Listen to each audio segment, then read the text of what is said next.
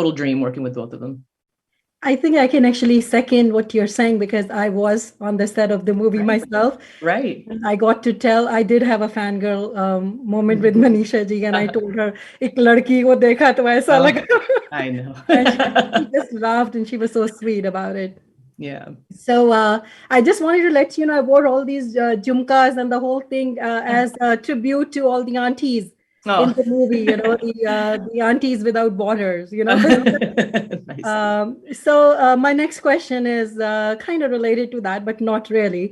So at first glance, your movie looks like it's a second generation Indian Americans humorous take on their first generation immigrant parents and their Mhm. shenanigans and the parties and all that. Mhm. But as I watched the movie, I realized that this movie also has undertones of feminism. Mhm. It's not just about the gossipy aunties. It's also about strong and qualified women, and some of whom even like give up their careers to come to US on dependent visas, and they give up their own individuality and they just compromise and compromise and make do. They kill themselves in the process. So Mhm. was that a theme you meant to have in your movie, or was that a byproduct of the story that you wrote? Yeah, it was absolutely a theme. It was very deliberate. I'm very much a feminist myself. I grew up with a feminist mom.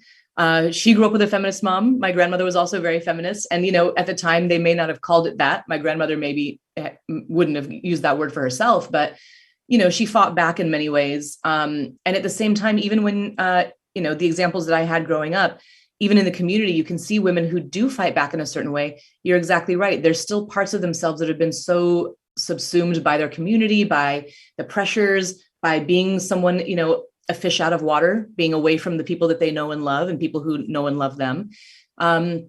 So I think I did see a lot of this attrition, women who used to have their own lives, who used to be fiery and excited and vital, sort of become housewives, which, there's nothing wrong with being a housewife, except that you can see in a lot of these women, they were angry about it. If you're not angry about it, then you embrace it and you enjoy it. Some of these women were, you could feel that they had left a lot of their ambition behind and left a lot of their own lives behind. And I did want to explore that very deliberately in this film, because I think that also helped me as a teen explain why these women were the way they were. And I see it in women of my generation as well. And I saw it, in my mom's generation as well. So I think it's something that perpetuates itself. And I think it's important to show both generations sort of coming of age out of that whole breaking that cycle of changing and compromising yourself to the point where you don't recognize yourself anymore. And I think that's what happens in this film. And then they're eventually able to come out of that. Right. And it was actually very poignant and heartwarming to watch that. I don't want to give away too much of the movie, so I'm gonna stop